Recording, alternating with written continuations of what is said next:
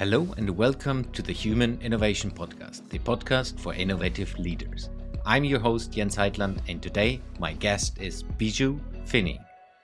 Bijou is a brand stylist and a holistic guide specializing in visionary life design for conscious entrepreneurs.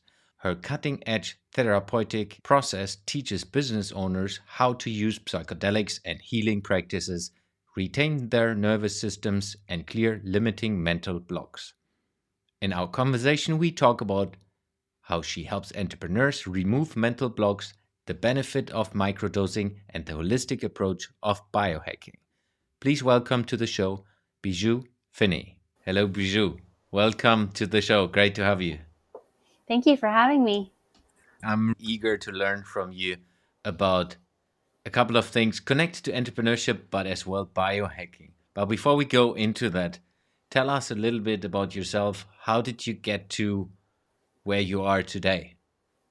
Yeah, so I think it started way back when I was little, and I saw both of my parents being entrepreneurs, and I feel like at times it's easier to imagine yourself owning your own company when you witness both of your parents doing that.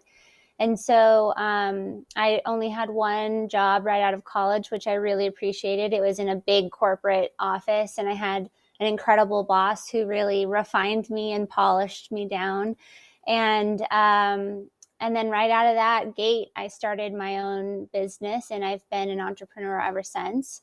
And I was kind of obsessed with like what all has to come together to make someone successful and happy in their lives. And so I got really into asking people and getting mentors and reading books and really understanding what self-help would mean to support myself.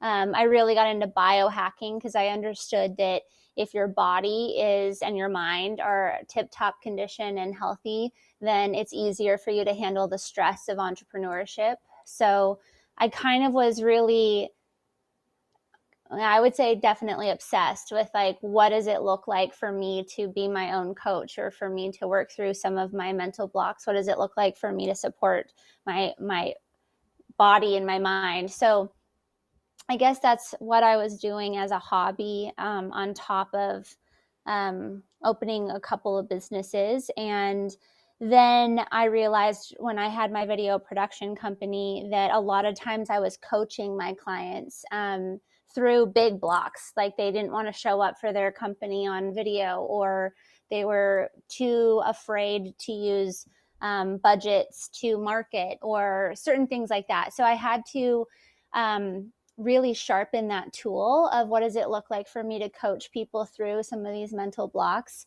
And that's when I started doing some certifications on coaching business owners. And then I realized that there are some uncomfortable conversations that people are not having with their coaches or with their mentors or with their therapists even, that are really at the root of their blocks, whether it be imposter syndrome or worthiness or whatever it might be. And so that's when I started understanding, well, if I can't even touch my own at times, how am I expecting these people to bring this to the surface with me? So that's when I started getting really into how I can support people with different modalities that included some pretty therapeutic and healing aspects.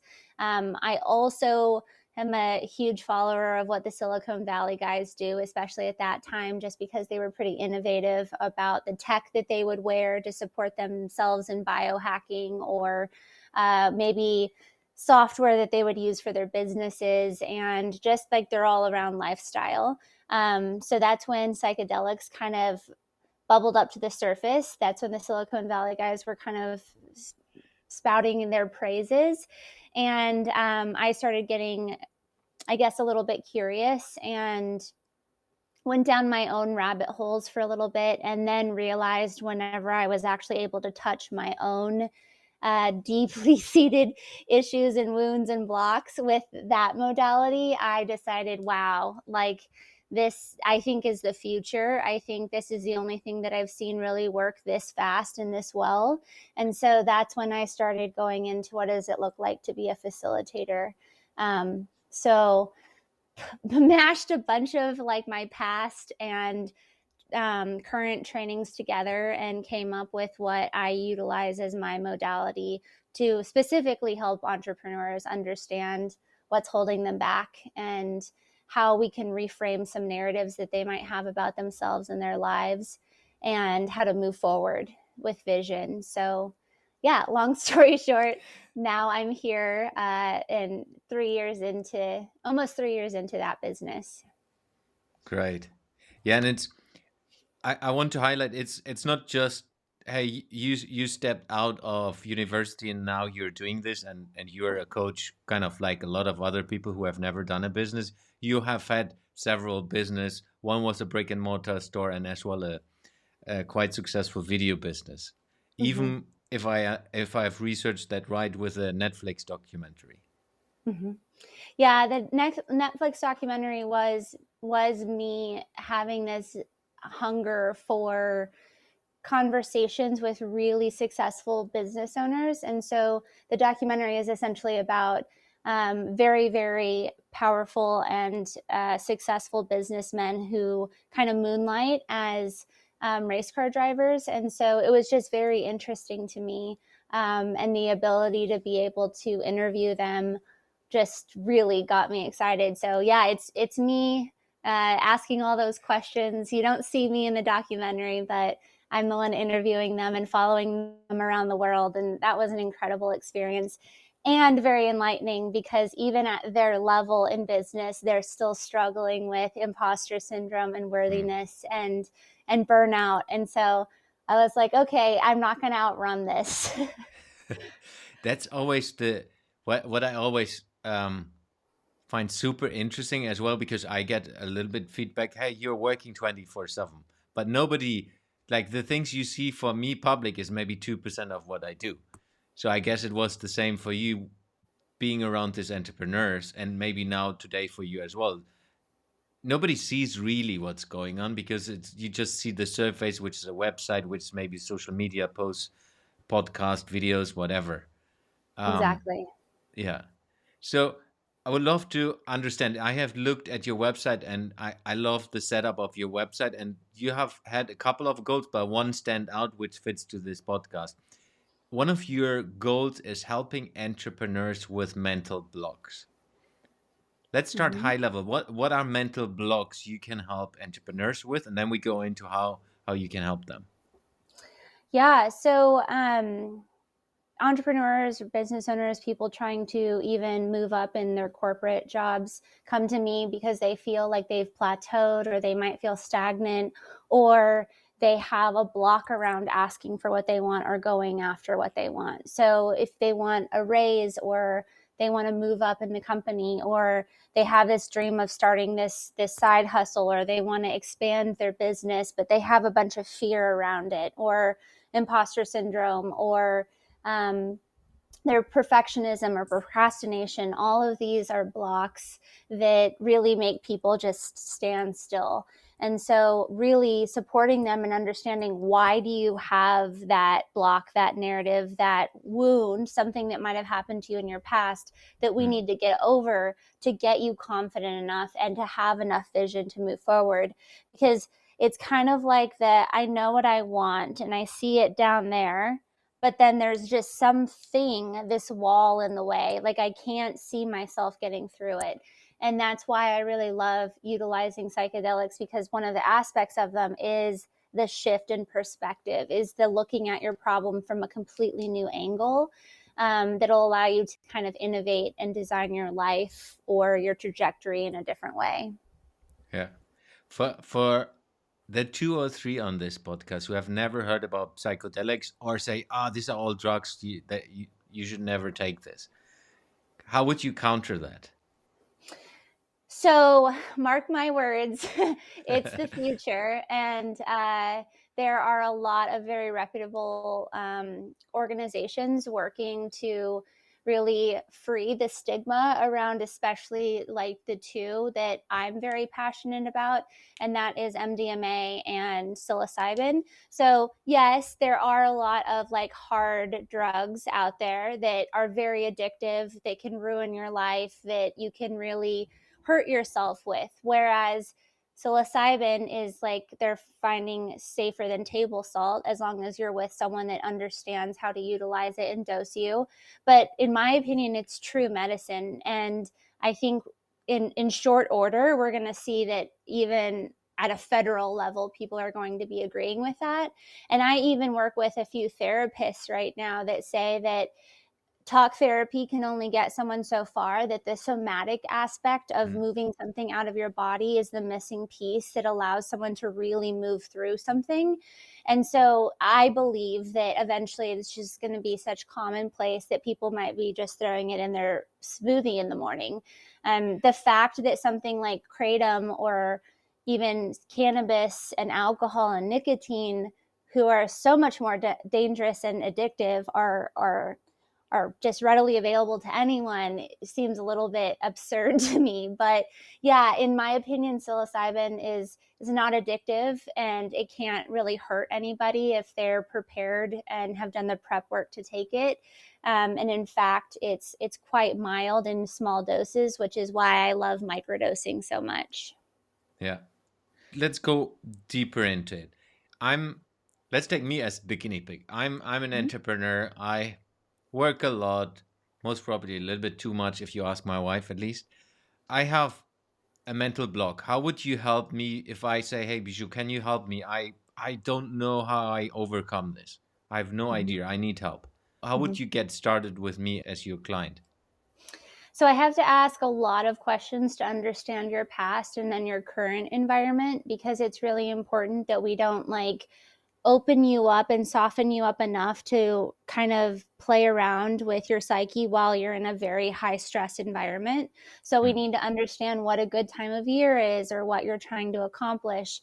But really, it's interesting, and this is why I love working with entrepreneurs so much, is that the thing that potentially made you a good entrepreneur, it's like that wound, it's like that thing that happened to you mm, as a child that made you an over like doer, an over producer, right?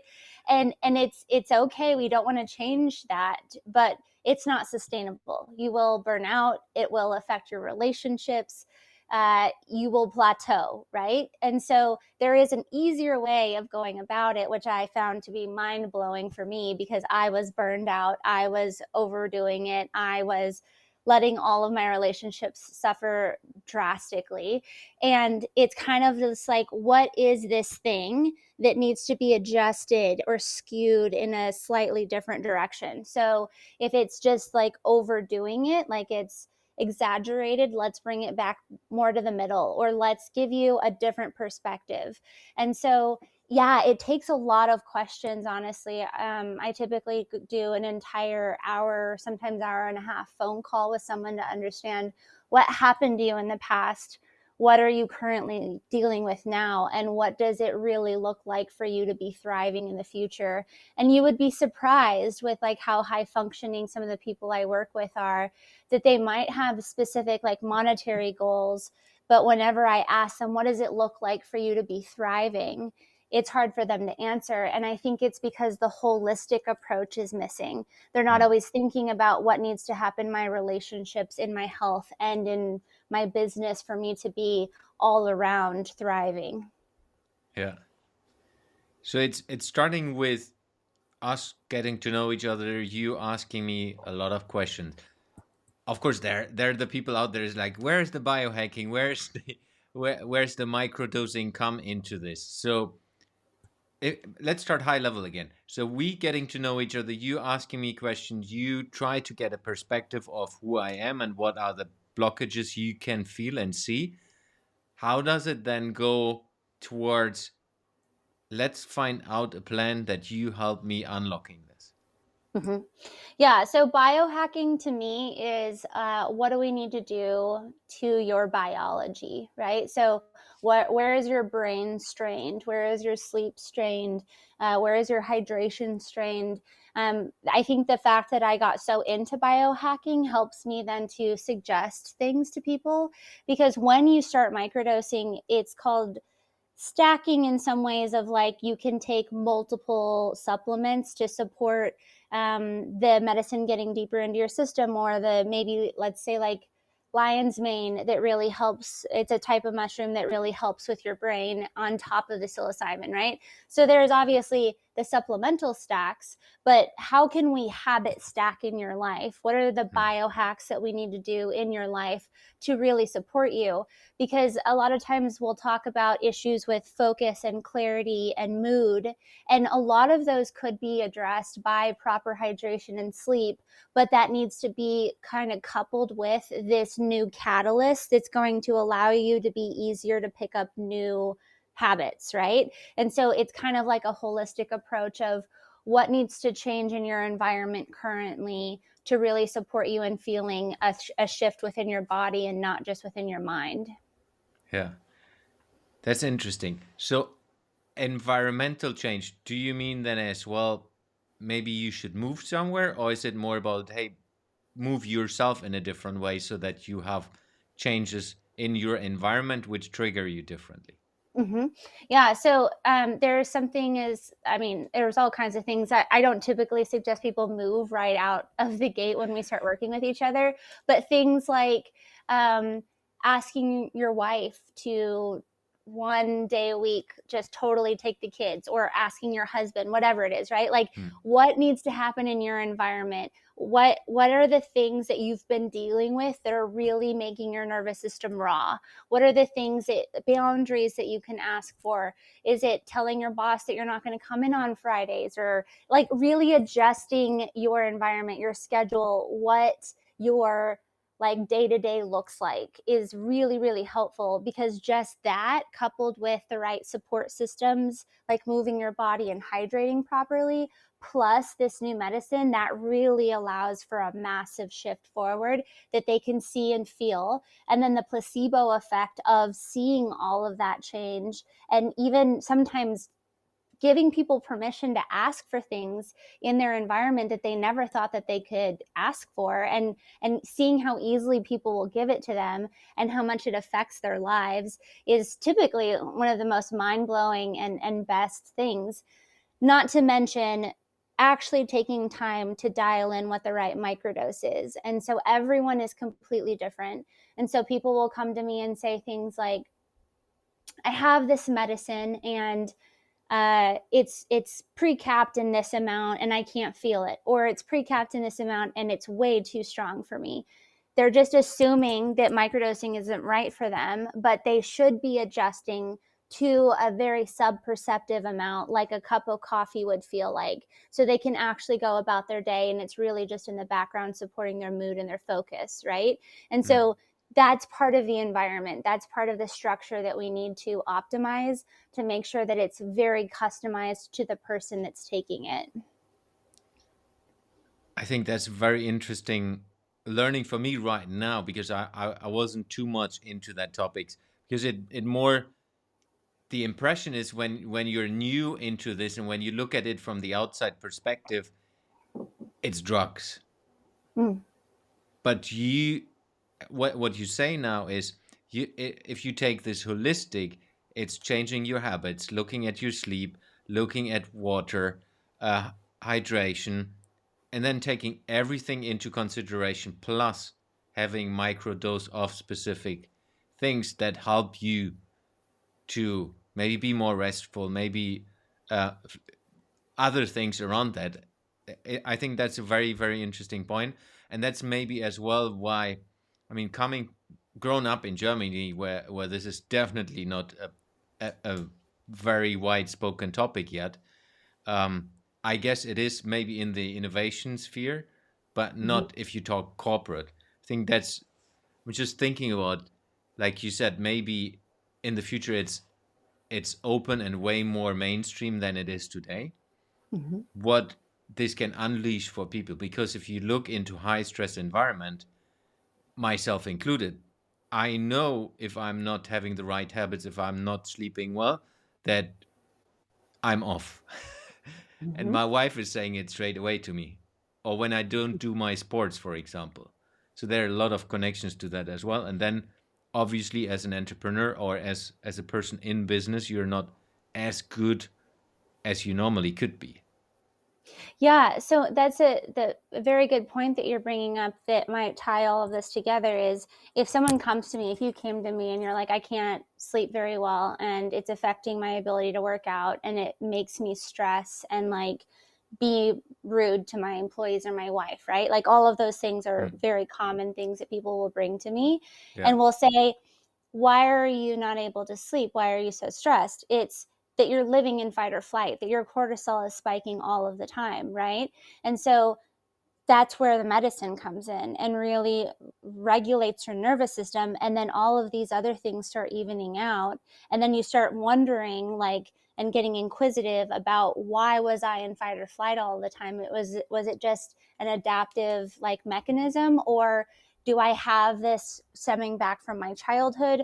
Like, what needs to be shifted in my nervous system to then support all of these habits? And so it has been really amazing is that witnessing all these people be able to have such major shifts in the most important foundational principles of their lives because of their nervous systems just going down a couple revs, right? And that's kind of like the root of the problem is in 3-6 months, what can we find to be the root of the problem, and how can we adjust whether or not that needs to be healed or completely replaced? Like a computer with programming that no longer serves you, let's upgrade your computer with this new program that states this, this, and this about yourself. And your mind will be much more open to it, and so will your body with some adjustments. Yeah. So important.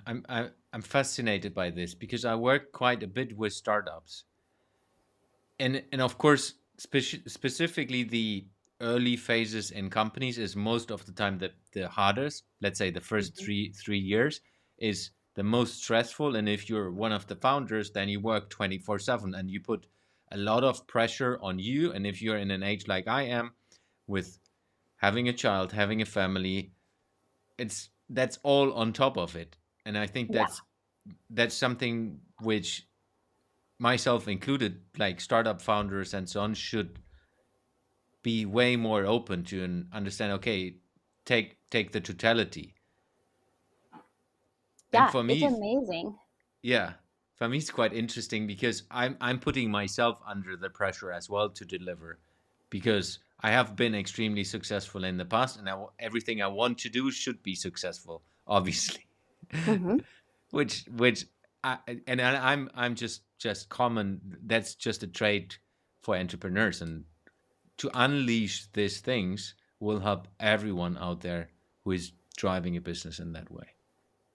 Yeah, and I think that was the thing that I started realizing for myself, but definitely now, especially working with men at some points, is you have so much on your shoulders and you're not talking to anyone about your Yeah, stress. exactly. And it's kind of like, do you really think that that's a good idea? It's not. And but yeah, at the same time, people are like, yeah, but I don't want to sit on a couch and tell a therapist my feelings, because like, what has that ever done, right? And so I do like this approach that it's like it's an optimizer. When I tell people, especially men and very high functioning women, that it's like, let's coach you through changes that need to happen in your life. That's much more approachable than the whole like, let's talk about your feelings for a minute. The feelings are going to come up and we're going to Yeah, work through them, but it's kind of like going in with the mindset, okay, I need to really shift this in my life because I know this isn't sustainable, or I know that I could bring so much more to the table, or this is just too much. I can't move forward, right? And so I have people at all different stages, and like to your point, I've been at all 3 or 4 of those stages before, and I can sympathize and empathize because I'm just like, oh yeah, I I redlined myself like that before. I know what you're going through. what are a couple of topics where you could say, for the benefit of the listeners, what are things every stressful entrepreneur who is running a startup could do? Yeah. So I think why my passion is working with entrepreneurs is that they feel so alone. I know I felt alone. Most of my friends were working for other people and they would complain about their bosses, and I would side with their bosses. And I don't know why it was hard for me to find other entrepreneurs to be friends with, probably because we were all so busy. I definitely joined a lot of entrepreneur organizations, but everyone is so focused and moving so fast that like the camaraderie sometimes isn't there.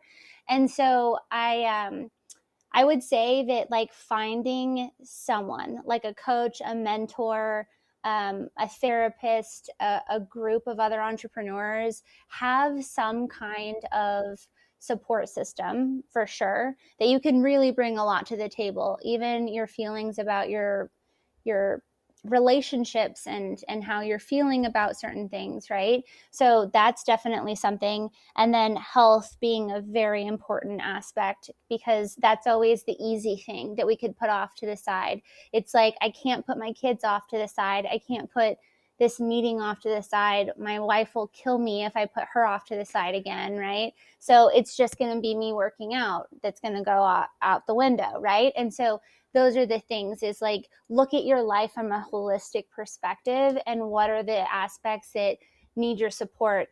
And I will say that when I was deep in my entrepreneurial phase, spirituality or some type of just alone time, breath work, meditation definitely was not a factor in my life.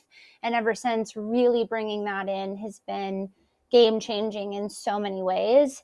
And so I think that's another big reason why microdosing works so well for people, is that that's one of the biggest things that they witness that changes for them, that becomes easier for them. And just that alone time with breath, with yourself, that's when incredible ideas for your business can come up, or real stress relief can take place. And so, yeah, I would say it's like taking a step back from your life and be like, what are the aspects that need to be optimized and need my attention? Yeah. What I like about that, we're all in this high pace all the time. Every entrepreneur I know, at least, is like, let's get things moving. And this slowing down will enable you to be faster, but you need to slow down first. And that's the hard thing from a mind shift. Like, yes, I need to step back. I've seen it. So I did, when was it? Last year in November, I haven't really done meditation properly. So and then I said, I need to get back into it because I get angry. Like, Mm-hmm. why am I angry? And I said, okay, I'm not spending enough time for myself because every waking minute is working or family or other duties. It's not about even sport or gym workouts was more stress than me time. And then I started just getting up earlier and spending an hour just for myself, writing things down, starting to journal again, and just sitting there. And at first I used like an app which helped me to get back into it, but it's such a different world now. It's huge. And Yeah. it's I'm way faster, way more productive, and always when I feel that the anger comes up or some like more that I feel the stress, I like, oh, what did I not do the last days? Oh yeah, then I know what it is. At least Exactly. that's for me a big aha moment, and I always go back to trying to understand what is the trigger, and then goes like, Mm-hmm. okay, I haven't done any meditation, I haven't had alone time. I see this as well when I'm traveling quite a bit.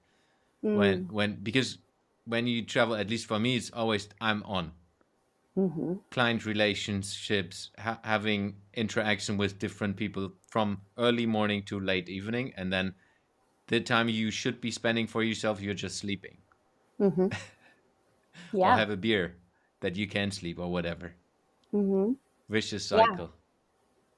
absolutely. I've been there. No, no, I love this. Is psychedelics just a different name for this, or is this additional topics? So psychedelics are a class, I guess. So you would say like LSD or ibogaine or ayahuasca or um, bufo or psilocybin, all of those come from different aspects. So some of them are lab made, some of them are naturally occurring. And essentially is what it's doing is it's giving your mind the chance to expand. So psychonaut is like psychedelic, is the idea of you kind of breaking apart a little bit of your reality. The thing that we become so safe in is to go, what is a different way that I can see things? So for instance, many of, and this is another documentary idea that I've been working on, is talking to some of the major change makers, the disruptors in our world, like Uber or Amazon or whatever. A lot of those ideas came from psychedelic experiences where they were able to break apart what is normal and innovate it in a way that at first sounded crazy, right? When we first heard about Uber, we were like, no, I'm not getting in a stranger's car that's not like a real driver. And now it's just like such commonplace, right? And so that's the thing, is that there's a lot about our society, even dating back to the beginning of religion and time and civilization, that psychedelics were a big part of civilization evolving and moving forward. Yeah, that's fascinating. We need to talk about the documentary offline. There, yeah, I have an idea. Uh, okay, let's get into the last part of the podcast, where I asked you a couple of questions that are connected and or not connected to what we have talked until now. Mm-hmm. If you could work with a project that is impacting every human being on Earth, what project would you decide to work with and why? I am doing that. I think that people actually getting more support than they actually have, and talking about their feelings. Like it's shocking to me how many times people come to me and say, I don't work with a therapist, I don't work with a coach, I don't have anyone that I can talk to, and they never have. And so I figured, since I grew up with like pretty extensive amount of therapy, that I thought that this was commonplace, right? But even people that can afford it and have the time for it just have a block around doing that. So yeah, I would say it's a thing that everyone's saying that, oh, everyone's becoming a coach. And I'm kind of like, maybe that's a good thing. I think people need more coaching. They need someone that's a cheerleader for them. They need someone that's going to see past some of their safe places and past some of their blocks.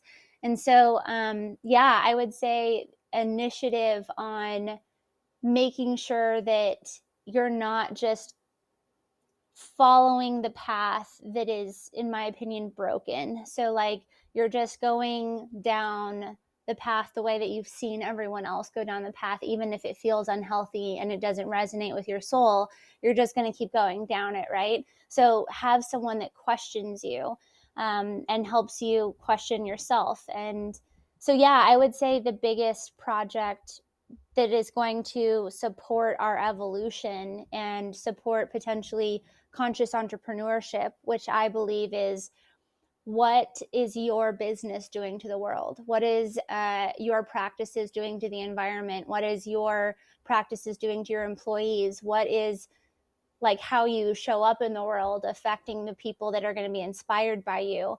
And so, yeah, I would say entrepreneurs getting help is a huge project and initiative that I think is one of the most important things in the world, since entrepreneurs make so many waves in this world. Great one. What advice would you give to a young innovator? Be prepared to fail, and that's okay. And the more you fail, especially if you stay in the same vein, the more like juicy and yummy that thing at the end is going to be. And get a mentor, like get support, but also at the same time, just because your mentor has done it a certain way doesn't mean that you can't innovate that. And so get a supportive mentor that will be there and teach you the things that they struggled with, but will also celebrate you and cheerlead you into doing it potentially different than they did. Where can people find you and how can people reach out to you? So I'm pretty active on Instagram. I get a lot of questions, people messaging me, asking me just education and harm reduction. And so I love talking to people on there. People also will book a call with me to kind of ask me more questions about what's right for them and what it would look like for them to potentially utilize this type of modality in their lives. And they do that through my Insta link bio or bio link and my website. Yeah, awesome. Bijou, thank you very much for being on the show. It was a pleasure having you.